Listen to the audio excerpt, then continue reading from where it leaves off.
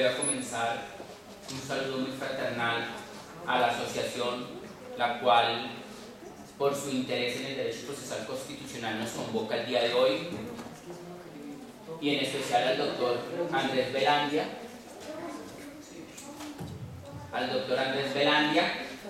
quien conspira para que todos tengamos en común el derecho constitucional. Mi formación, primero que todo, es dentro de la seguridad social. Ángel Guillermo Ruiz, director del doctorado de la Universidad de Guadalajara, acudió un término y dijo que aquellos que estudiaban la seguridad social no eran laboralistas, sino segurólogos sociales.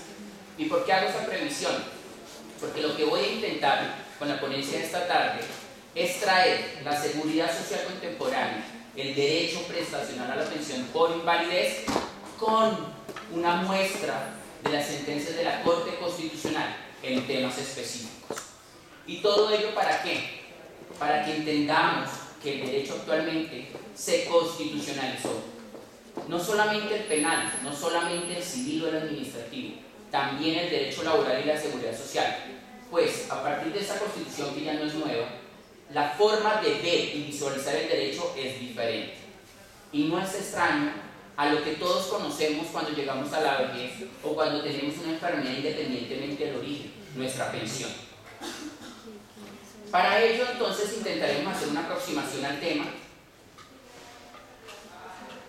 y hablaremos de la importancia de que entidades que nacen con la Constitución Política del 91 y en eso nuestra Corte Constitucional produzcan fallos judiciales donde protejan la seguridad social.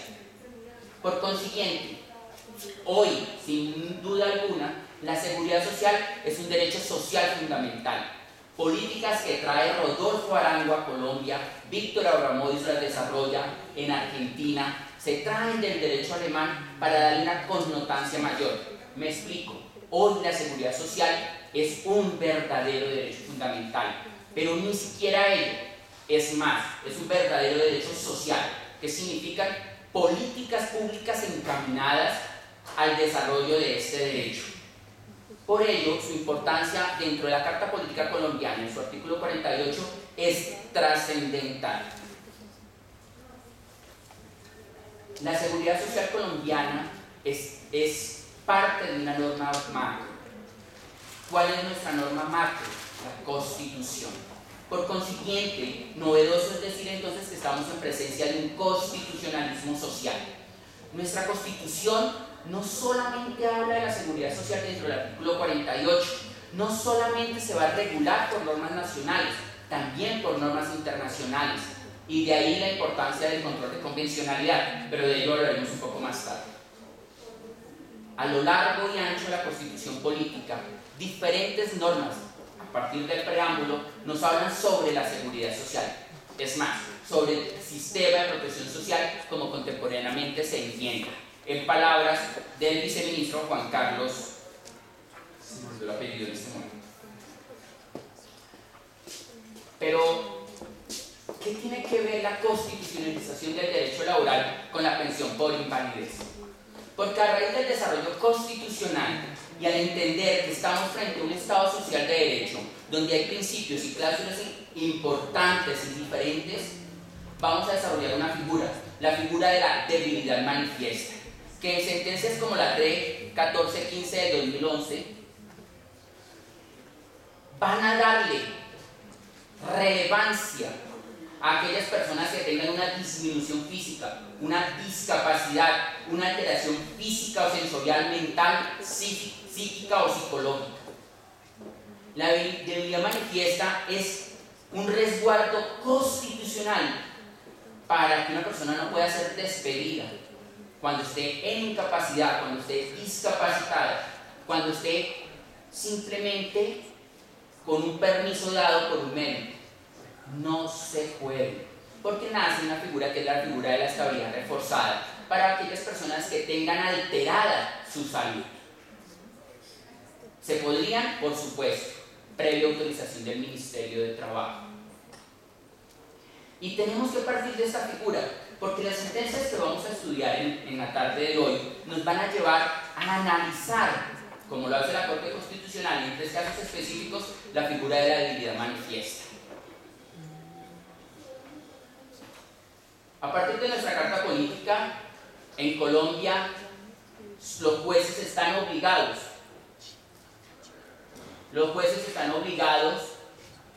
a decidir conforme la ley. Y a ello los obliga la Constitución. Pero ¿cómo debe resolver un juez, ya sea ordinario, ya sea un juez constitucional, cuando está frente a casos difíciles? Cuando la solución no se la da diafanamente la norma, cuando la solución no se puede predicar de solamente la lectura abierta de una legislación. ¿Cuál será la carga que hoy los jueces ordinarios o los jueces constitucionales tendrán que desarrollar cuando hablamos de un principio fundamental como la seguridad social? Cuando hablamos que estamos frente a un Estado de derecho, social de derecho, donde prima la dignidad humana y por supuesto la igualdad como principio. Más aún cuando nuestra seguridad social lleva implícito un principio que se trae desde 1968 en el PIDES, Pacto Internacional de Derechos Económicos, Sociales y Culturales, se desarrolla por vía jurisprudencial en Colombia, que es la progresividad. No pueden haber acciones, derechos, ni principios que sean retrocesos de derechos.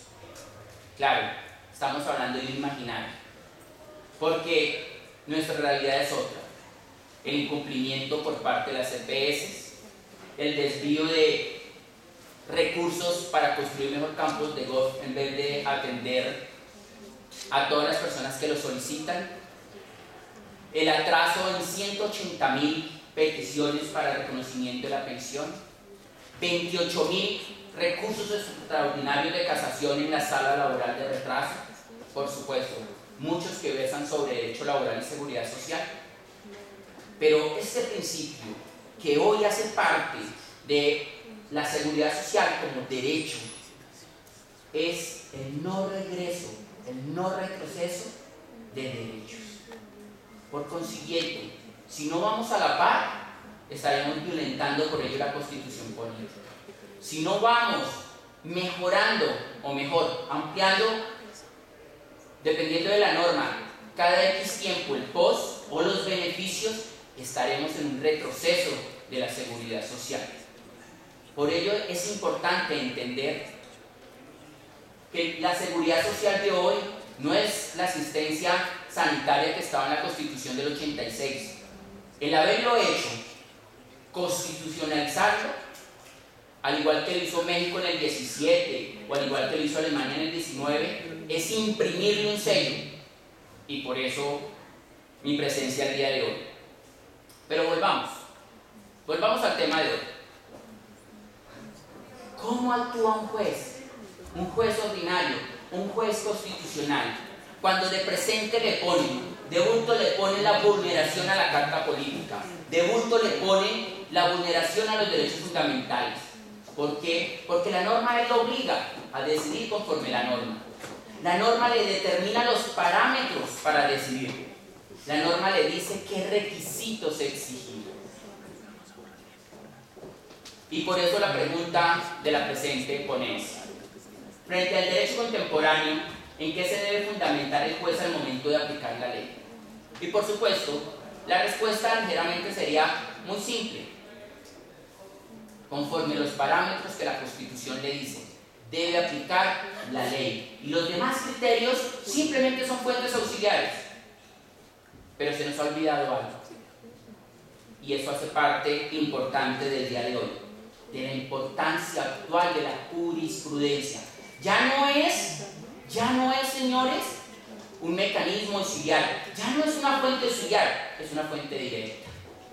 Ya hoy, en palabras de Néstor Pedro Sagüez, la Constitución tiene diferentes aristas, la jurisprudencia tiene diferentes aristas, hasta el de cambiar la legislación, hasta el de inaplicar la legislación, y en este caso también lo puede hacer. Recordemos la excepción de inconstitucionalidad, le podemos pedir a un juez de amparo, a un juez constitucional, que inaplique una norma para un caso específico, ¿sí? Si ni siquiera le hemos solicitado la acción de inconstitucionalidad. Por consiguiente, la fuente actual en Colombia del derecho podríamos decir que es una mezcla entre derecho germánico, derecho anglosajón, derecho americano. Hoy, el precedente, y pues solamente valdría la pena repetirlo porque ustedes lo saben, la ratio decidendi es obligatoria. Esa discusión de otrora de que solamente son obligatorias las sentencias de constitucionalidad o de unificación ya no es cierto. Hoy, una simple acción de tutela, si le ponemos la palabra simpleza, es obligatoria en la medida de su ratio decidendi. Por consiguiente, el precedente como principio se vuelve obligatorio. Y los jueces, ya sean ordinarios o los jueces ya sean constitucionales, están no solamente obligados a aplicar la norma, sino también obligados a aplicar la Constitución. Y lo que ello implica la Constitución: principios nominados, principios innominados, bloque de constitucionalidad, cuerpo juris internacional. ¿Qué significa? Hoy, el término ley no es el que entendíamos en 1887. Es lo que debemos entender al constitucionalizarse el derecho y, por supuesto, la seguridad social. Por eso el perfil de nuestra Constitución no es otro. Estamos frente a un Estado social de derecho. Y como estamos hablando de seguridad social y como estamos hablando de la pensión por invalidez, estamos frente a un constitucionalismo social. Manuel Fernando Quinche decía que el perfil de la Constitución le da hasta herramientas a la Carta Política. El concepto de justiciabilidad es aplicable no solamente en nuestra Constitución política, sino en nuestro derecho a la seguridad social.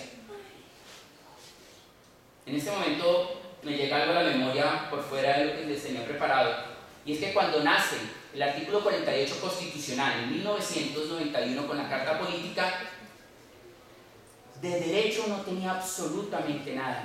¿Por qué? Porque era negatorio absolutamente predicar una acción constitucional, predicar una acción de amparo de este derecho.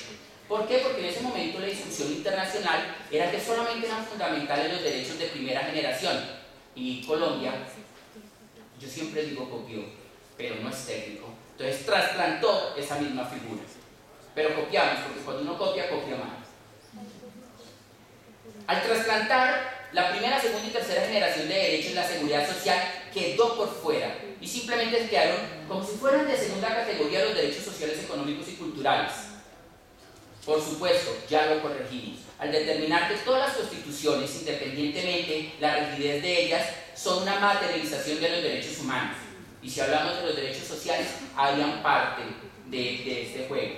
Por consiguiente, esa discusión que en otrora, hacia 1991, era negatoria de cualquier derecho, hoy está zanjada. Hoy la seguridad social, aunque muchos no lo quieren, es un derecho fundamental. Y eso le imprime mayor connotancia.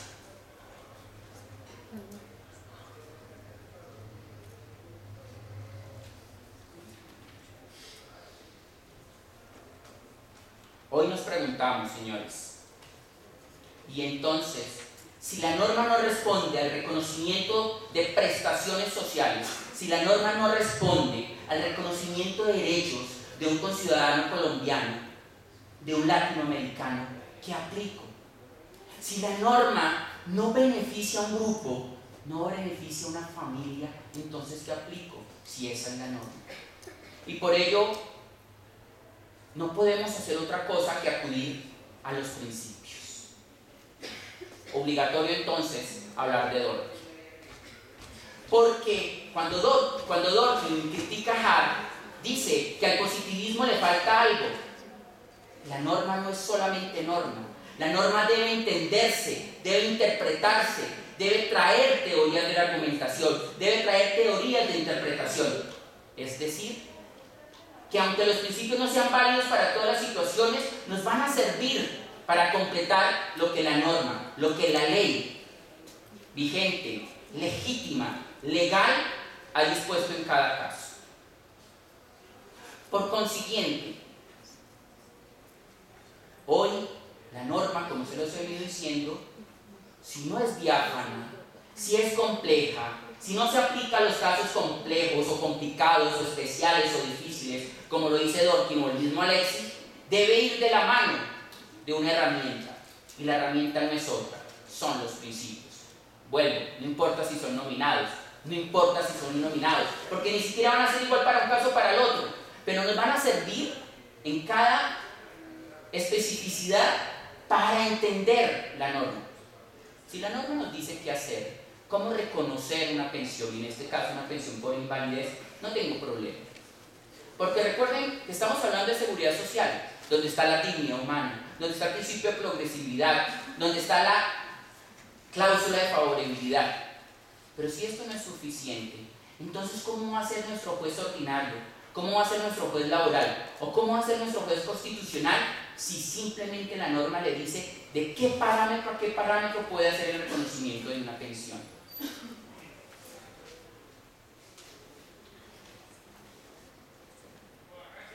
En la presentación que ustedes tienen está la ley 860 del 2003, última norma modificatoria de la pensión por invalidez de origen común. Independientemente que la pensión sea de origen común o laboral, se exigen legalmente en Colombia unos requisitos. Primero, una pérdida de la capacidad laboral. En las ponencias verán ustedes que dice PCL en algunos casos. Eso significa pérdida de la capacidad laboral. Ello es la disminución de mi salud para realizar las labores ordinarias y cotidianas o el desempeño de mi oficio. Pero esta pérdida debe ser en un porcentaje tal como la norma lo prevé, y es en un 50% más. Significa que tenemos que, primero que todo, para ser beneficiarios de la pensión por invalidez, tener un primer requisito legal. ¿Cuál? La pérdida de la capacidad laboral. Pero además la misma norma, la ley 860 y las normas complementarias, determinan los siguientes requisitos que se necesitan. Si es de origen común, el segundo requisito que se solicita es un número de semanas de cotización al sistema. La última modificación son 50 semanas en los últimos 3 años. La anterior eran 26 semanas. Pero dependiendo de la norma en cada caso específico, porque las normas no son todos, porque tenemos que entender que hay un régimen de transición y dependiendo en dónde estemos vinculados, donde estemos afiliados o en la entidad donde laboremos, la norma puede variar, podrían cambiarse los requisitos.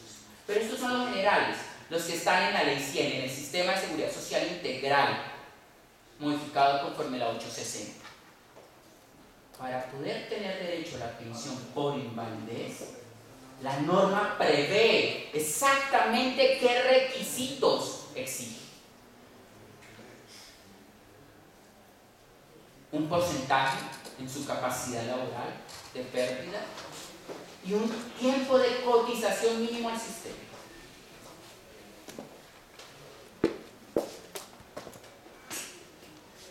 Pero miren, ni siquiera la ley 860, ni siquiera la ley 100 o las normas complementarias definieron lo que pueda entenderse por pensión por invalidez. No, simplemente dicen cuáles son los requisitos que se van a requerir en un caso o en el otro. Sin embargo, el creador de la seguridad social mundial, ¿sí? Sir William, economista de Oxford, nos ayuda con una definición. De ahí sale, señores, el término de seguridad social. Nosotros simplemente lo trasplantamos modernamente. Nace en Inglaterra hacia el año 41 cuando encargan a Sir William de hacer un informe jurídico, no, un informe sociológico sobre la situación de la aplicación del sistema alemán en el mundo. Y él ve las falencias, y entre las falencias que ve que no se definen, ni se sabe para qué son las prestaciones o las contingencias dentro de la seguridad social. Pero respecto a la pensión por invalidez, ¿sí?, dice que una persona debe tener ingresos para no estar en la indigencia. Y es indigente aquel, no el que está en la calle como peyorativamente lo conocemos. No estamos hablando de personas en situación de calle. Es indigente aquel dentro de la seguridad social que no provee de ingresos o que sus ingresos son inferiores. Una persona que tiene una disminución, una minusvalía, una discapacidad, no puede proveerse a sí mismo de ingresos. Por consiguiente, debe entrar un sistema a resguardado. Nosotros en Colombia nos quedamos cortos. No definimos la pensión por sobrevivientes, aunque decimos los requisitos. Requisitos adicionales, dependiendo cada uno otro caso, los podemos ver en la presentación, en donde los jóvenes, como nuestros estudiantes que nos acompañan de las diversas universidades que están presentes, hayan tenido algún inconveniente, a ellos no se les va a exigir los mismos requisitos que por regla general. Aquel que sea menor de 20 años solamente tendrá que acreditarle al sistema una cotización de 26 semanas. La norma también lo prevé. Y en algún momento de la historia colombiana, de ese tránsito legislativo pensional, se reguló la pensión por invalidez para víctimas del conflicto armado. Claro, mucho antes de que se hubiera unificado el sistema. Porque lo que quiso hacer la Ley 100 y todas sus normas reguladoras, conforme sus actos legislativos, es unificar y armonizar un sistema. Y escúchenme ustedes lo deciden, para bien o para mal. Eso no es discusión el día de hoy. Pero al querer unificar, entonces todos quedan inmersos, incluidos dentro de la Ley 100. Solamente hay unas pocas excepciones en temas de seguridad social y salud, en temas de seguridad social, en pensiones que están por fuera de la Ley 100. Pero por el contrario, absolutamente todos, con las modificaciones actuales, todos están inmersos dentro de la Ley 100. Por eso, como les estoy diciendo, en estos requisitos, para acceder a las diferentes clases de pensión por invalidez, debíamos cumplirlos. Pero, ¿y si la ley no responde a un caso específico? ¿Y si la ley se queda corta cuando estamos frente a un caso especial? ¿Cómo debemos resolver como jueces ordinarios? ¿Cómo debemos resolver como jueces constitucionales? Esa hipótesis ya quedó resuelta, buscando los principios. Y los principios son una forma de interpretar la ley. No son una regla, no son exactamente iguales en todos los casos. No se derogan como la norma. O los acepto o los rechazo. No se impugnan, pero se aplican por encima de la norma. Y ni siquiera nos da el resultado. Solamente nos sirve para interpretarlo. Hago otra pequeña acotación. En algún momento cuando yo estudiaba seguridad social, me encontré una ley del año de 1972. Esta ley decía que la pensión de sobrevivientes era para la viuda. Por mi experiencia profesional, alguna vez me tocó realizar una acción ordinaria, no solicitándole la pensión a la viuda, sino a un viudo de dicha fecha. El juez ordinario, aplicando la Constitución política, entendió que la norma era para aquel que estuviera desprotegido por ausencia de su pareja, esposo, esposa, compañero o pareja del mismo sexo. Pero los altos tribunales colombianos, Corte Suprema, Sala de Casación Laboral, determinó que la norma no se interpretaba, porque la norma era exclusiva, adivinen para quién, para la mujer, cuando determinaba viuda. Y por consiguiente, todas las pensiones que pidieran los hombres en su calidad de viudos fueron negadas. A raíz de esos pronunciamientos, yo le preguntaba a los constitucionalistas, ¿no hay discriminación al determinar que fuera una norma anterior a la Constitución discriminatoria de los hombres en este caso? No hay una discriminación, no hay una violación al derecho a la igualdad. ¿Cómo nuestros jueces actuales no entienden que la exégesis no puede ser una manera de interpretar? Por el contrario, lo que debemos es entender qué quiso el legislador. Y saliéndonos un poco de la conversación de la tarde de hoy, la pensión de sobrevivientes lo único que quiere es resguardar a la familia. No importa si es el hombre o si es la mujer, si es un menor de edad. Pero ¿por qué nos sirve de ejemplo? Porque ahí solamente se tuvo en cuenta lo que decía la norma. El juez no hizo más porque puede tener problemas hasta de prevaricar, porque si se aparta del precedente vertical, sus superiores lo pueden llamar al orden. Pero ¿cuál es el orden entonces en Colombia? El orden no es otro que la norma de normas, el orden no es otro que la ley suprema, el orden no es otro que aplicar los principios nominados o innominados. Ese es el orden.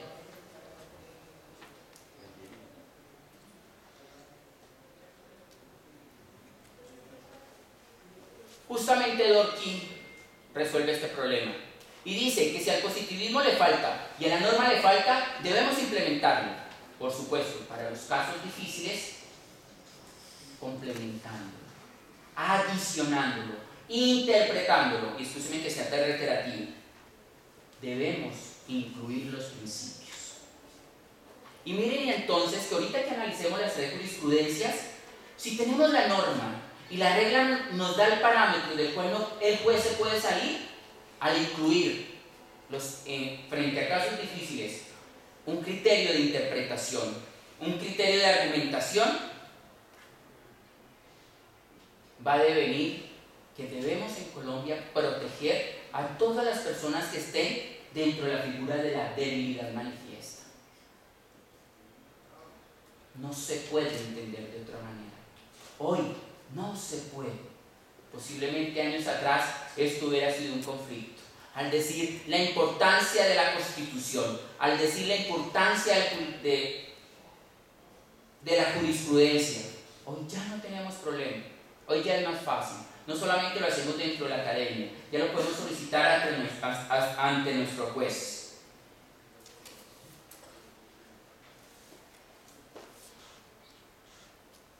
Y entonces, volviendo a nuestra seguridad social, hay principios que sí son vinculantes, que no se pueden convertir en regla ni en norma, pero que sí son de aplicación casi obligada si hablamos de seguridad social. Por supuesto, más si hablamos de la pensión por invalidez.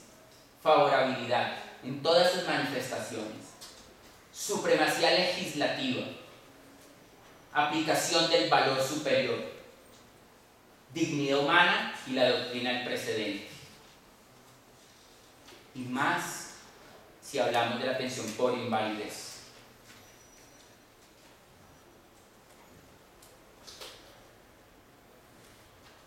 Miremos este primer caso.